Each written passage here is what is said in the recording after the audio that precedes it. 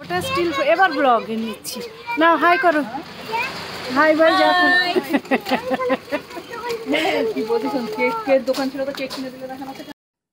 আমরা এই যে চারজনে মিলে একদম একটা টোটো বুক করে চার রানী তো চলে গেলাম ছোট কাশিম বাজার রাজবাড়ি। তো গিয়ে সেখানে 50 টাকা টিকিট কাটতে হয়। তো 50 টাকার টিকিট কেটে নিলাম। কেটে নেওয়ার পরে এন্ট্রি। তো আমরা একটু দেরিতে গিয়েছিলাম, আর একটু সকালের দিকে গেলে ভালো হতো। তো অসম্ভব সুন্দর এই যে বাইরেটা সাজানো। তো কিছুটা ক্যামেরার জন্য একটু হেজি হেজি এসছে। আর এখানে টিকিট কাউন্টার প্লাস স্ন্যাক্সের একটা জায়গা আছে, ওখানে কোনো কিছু স্ন্যাক্স খেতে চাইলে খাওয়া যাবে। তো তারপরে আমি বান্ধবীদের বলছি যে আগে আমরা না ফটো সেশন করে নেব, তারপরে রাজবাড়ির ভেতরে ঢুকবো। তো আমরাই তো চারটে রানী, তাই না বলুন? এত বড় প্রাসাদটা আমাদের জন্য অনেক সুন্দর হবে। তো যাই হোক, এই রাজবাড়ির অনেক ইতিহাস আছে। তো আমরা প্রত্যেকেই জানি সুগার অ্যান্ড স্পাইসের যে মালকিন তিনি এই রাজবাড়ির রানীমা। আপাতত ওনারা এখন যারা জীবিত আছেন প্রত্যেকেই কলকাতায় থাকেন, তবে প্রত্যেক মাসে মাসে তাদের রাজভবন দেখতে আসে। আর প্রত্যেক দুর্গা পুজোটা এই ভবনের ভেতরেই একটা মন্দির আছে, সেখানে অনেক ধুমধাম করে হয়। আর তখন ওই মন্দিরটা খুলে দেওয়া হয় মন্দিরের লোকজন পুজো দেখার জন্যে। তাছাড়া 50 টাকা টিকিট এখানে নেওয়া হয়। তো এই যে আমরা চারজনেই দুপুরের দিকে চলে গেলাম, দিয়ে টিকিট কেটে ঢুকে পড়েছি। হ্যাঁ, ঢুকে এই যে দেখুন, মানে এই সাইডটাতে হোটেল পড়ছে। এখানে 7,000 8,000। হোটেলটা শহর অনুপাতে অনেকটাই কস্টলি। তো সেই হোটেলেও থাকা যায়। অনেক ট্যুরিস্ট এসে থাকে, আমাদের শহর এখানেই বলে আমরা সেখানে থাকি না। আর এই যে আমাদের ভাষায় এটা আঙ্গিনা বা উঠান বলা যায়। জানি না সেই সময় এখানে কি হতো। অনেক পুরনো দিনের যে বাংলা মুভিগুলো থাকে সেইগুলোতে দেখি এই টাইপের উঠোন হওয়া যায়। এখন তো আর আমাদের সম্ভব না যে এইভাবে বাড়ি বানানো। আর সেদিন ছিল সরস্বতী পুজোর দিনটা। তো প্রচুর ছোট ছোট আমার বোনের বয়সী, মেয়ের বয়সী প্রচুর মানুষকে ব্লগে দেখতে পাবেন, প্রত্যেককেই দেখে নেবেন। আর দেখুন কি সুন্দর, মানে রাজপ্রাসাদটা দেখেই প্রাণ ভরে যাচ্ছে। তো ভেতরে তো অ্যালাউ নেই মোবাইল বা ক্যামেরা, ওটা একটু প্রাইভেসি থাকে, ওখানে করা যায়নি। আমি বাইরেটা যতটা পেরেছি আপনাদেরকে দেখানোর চেষ্টা করেছি। তো আমার বন্ধু বলে কি না, এই দেখার আগে দাঁড়াও ছবি তুলে নিই একটু। সত্যি কি সুন্দর দেখুন না, মানে মনে হচ্ছে যে এখানেই থাকি। এত সুন্দর মনটা। এদের আবার হাঁস পালন, মাছ পালন সব কিছু হয়। যারা কেয়ারটেকার আছে তারাই দেখাশোনা করে। আর কি বড় রাজবাড়ি! এমনিতেই আমরা জানি প্রত্যেকেই। তো এই মেয়েরা নার্সিং ট্রেনিং পড়ছে, তো ওদেরকে দিয়ে আমরা কিছুটা ছবি তুলিয়ে নিলাম ফটাফট। আর এই যে আমার চার যা বলুন, চার বান্ধবী বলুন, চার নেবার বলুন, আমরা যেখানেই যাই একসঙ্গেই যাই। আর ইনি হচ্ছেন এখানকার কেয়ারটেকার, গাইড, সব কিছুই। তো ফটো সেশন প্রত্যেকেই ব্যস্ত। তো আমরা এই যে রাজবাড়ির ভেতরটা দেখে নিলাম, ভেতরের উঠানটা দেখে নিয়ে, এই জায়গাটা হচ্ছে জিম হতো তখনও, তারাও হেলথ কনসিয়াস ছিল। তো এটা জিমের জায়গা। দিয়ে আমরা এগিয়ে যাচ্ছি। ওই যে বাইরে পুকুরের দিকে মাছ চাষ হয়, আর আরও মানে এরিয়া আছে যেখানে বসে থাকা যায়, ছবি তোলা যায়, সেই সব জায়গাগুলো। তো আমাদেরকে এই গাইড দিদি বুঝিয়ে দিচ্ছেন। তা আমি বলছি চলো এগিয়ে যাই, দেখি। ও এখানে আবার পুকুরে মাছগুলোকে না পাউরুটি খেতে দেওয়া হয়। তো আমি ভাবছি চলি দেখি যে পাউরুটিগুলো দিয়েছে না মাছগুলো কেমন কি আছে। আর দেখুন কি অপরূপ সুন্দর সাজানো। সত্যি এইসবের জন্য তো বলেন রাজপ্রাসাদ মানে বুঝতেই পাচ্ছেন তার একটা আলাদাই মাধুর্য। আর এটাও আমাদের ইতিহাসে আছে যে যেহেতু মুর্শিদাবাদ, তার তো হিস্টোরিক্যাল প্লেসের নামই আছে ইতিহাসের পাতায় স্বর্ণাক্ষরে লেখা।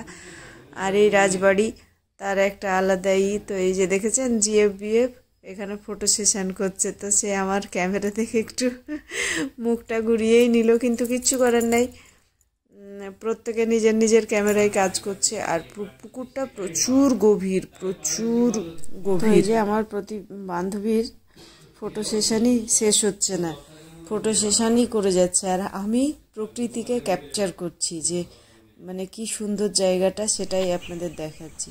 এটা কিন্তু আর একটা সাইড। আমি ক্যামেরায় যেভাবেই ক্যাপচার করি না কেন, এটা পিছন দিকটাও খুব সুন্দর বাগান টাগান আছে যেখানে করা হবে। তো আমরা রাজবাড়ির এগিয়ে যাচ্ছি, ওই যে একটা নাগেশ্বর গাছ দেখাবে, টুকটুক করে চলে যাই মন্দিরটা। তো চলুন টুকটুক করে হাঁটা যাক। হাঁটতে হাঁটতে দেখি, বুঝতে পারছি না যে ভয়েসটা, আমি তো ভয়েস ওভার দিচ্ছি। হ্যাঁ, এই যে দেখুন, এটা হচ্ছে নাগেশ্বর গাছ। এই যে 3টে বাচ্চা করছে, প্রত্যেকে আমার মেয়ের বয়সী, সরস্বতী পুজোর জন্য ঘুরতে গিয়েছে। তো তারাও বলছে চলো আন্টি, আমি তোমাদের সাথে ঘুরে নিই। আমি চলো, দেখো এগিয়ে যাচ্ছে। আর একটা পুকুর দেখুন, এখানে নাকি মানে সেই সময় রানীমারা স্নান করতেন, তারা তো এই সবগুলো বেশি পছন্দ করতেন। আমরা আর কি লাইফ কাটাই বলুন, প্রচুর তো বর্ষাকালে পুকুরে জল থাকে। তো গুটি গুটি পায়ে এই যে মন্দিরের দরজার দিকে রওনা দিলাম। এটাও প্রচুর এরিয়া তো এখানে, মানে কি বলবো বলুন, আমাদের এখন একটা জায়গায় কিনতে গিয়ে পায়ের চোখের নাকের দম বেরিয়ে যাচ্ছে। তখনকার দিনে প্রচুর বড় এরিয়া। আমরা এটা মন্দিরের মানে পিছন দিক দিয়ে মন্দিরটা, আর মন্দিরের গেট কিন্তু আরেকটাও মেন গেট আছে মেন রাস্তার উপরে, যেটা দুর্গাপুজোর সময় খোলা হয়। দিয়ে ওখান দিয়ে আপনার লোকজন আসে ঠাকুর দেখে।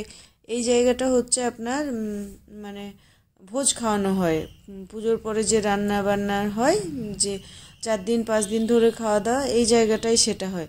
তবে মন্দিরের কিন্তু বিভিন্ন জায়গায় বিভিন্ন, যে একটা মন্দির আছে সেটা না, শিব মন্দির, লক্ষ্মী মন্দির, প্রত্যেকটা আলাদা আলাদা মন্দির আছে। দেখুন ঘরটা পিতলের, কি সুন্দর লাগছে।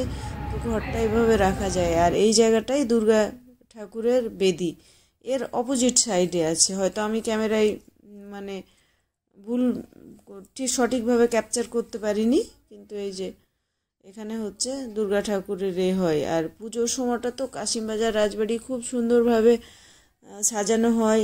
আর এটা তো বলার কথাই না যে খুবই সুন্দরভাবে রাখা হয়। তো আপনারাও প্রত্যেকে আসবেন। না তো আমার বান্ধবী বলছে আর দেখবো না তাপসী, চলো এবার একটু ছবি টবি তুলে নিই, নাহলে অন্ধকার হয়ে যাচ্ছে।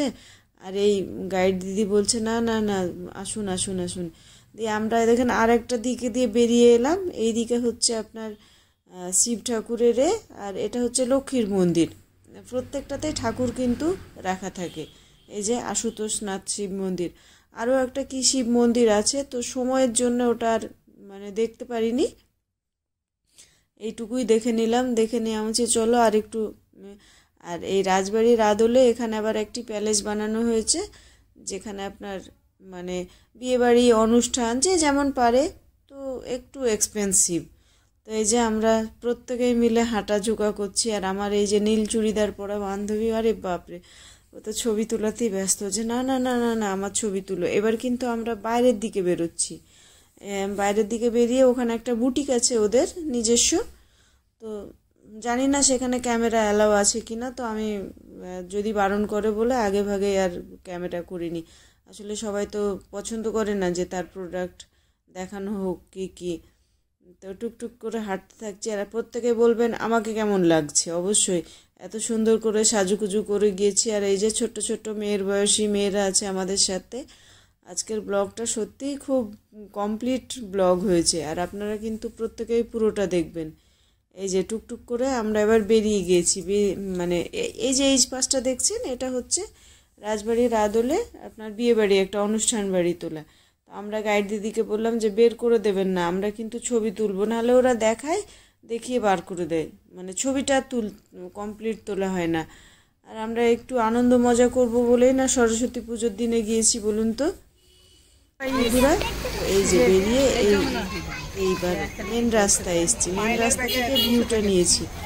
আমি তো ঠিক ভালো করতে পারি না ক্যামেরা, তবুও যেটুকু করেছি ভীষণ সুন্দর করেছি। 7,000 8,000 সম্ভব সুন্দর খাবার টাবার সব। তাই ভাবছি যে আমরা কিসে বাস করি রে বাবা, আর ইনারা কিসে বাস করে গেছেন। দেখুন কি সুন্দর সাজানো গোছানো, সত্যি না মানে মন জোড়ানো। গিয়ে মনে হচ্ছে যে একটু বসে থাকি। তো পাশেই স্ন্যাক্সের দোকানে অনেকক্ষণ গিয়েছি, প্রায় 2-3 ঘন্টা, যে একটু মানে করবো স্ন্যাক্স কিছু খাবো। তো খাওয়া দাওয়া তো হালকা পাতলা 1 কাপ কফি খেয়ে নিলাম। খেয়ে নেওয়ার পরে কয়েকটা রিলস বানালাম, ফটোশ্যুট করলাম। তারপরে আমাদের যে টোটোওয়ালা নিয়ে গেছিলো সে আবার দেখছি অনেকটাই ভাড়া বলে বসেই আছে, আমাদের নিয়ে যাবে। তো তার সঙ্গেই আমরা মানে চলে এসেছি। তো তার সাথে সাথে এই জায়গাটায় ওনাদের নাচ গান জলসার জায়গা ছিল, দেখেছেন? এখান থেকে মেন রোডের ভিউটাও দেখা যাচ্ছে। আর পিছন দিকটা তো প্রাসাদের ভিতর তো ভীষণই সুন্দর, যে এখন মানে সুগার অ্যান্ড স্পাইসের মালকিন নামে পরিচিত। তাদের ব্যাপারটা তো একটু আলাদা হবেই। এটা তো টিকিট সিস্টেম। তো প্রত্যেকে ভালো থাকবেন, সুস্থ থাকবেন, নিজের খেয়াল নিজে রাখবেন।